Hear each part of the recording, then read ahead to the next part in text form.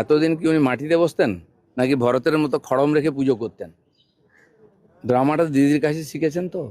কিছু না বলে চুপচাপ থাকুন, আপনাদেরকে লোকে 15 বছর দেখেছে, সমস্ত কিছু লোকের মনে আছে। কি কি ডায়লগ দিয়েছেন, সেই ইঞ্চি সাইজ থেকে ফুট সাইজের নেতা, তাদের ভাষা, তাদের ভিডিও দেখে নিন আপনি। কি অহংকার, মানুষকে, আইনকে ডোন্ট কেয়ার করে একদিন করেছেন।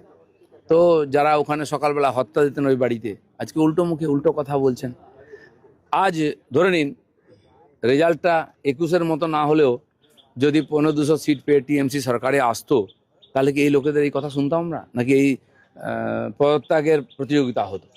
তো আজকে যারা একদিন ভোগ করেছেন, সুবিধা নিচ্ছেন, এই সমস্ত অপরাধের এরাও ভাগী।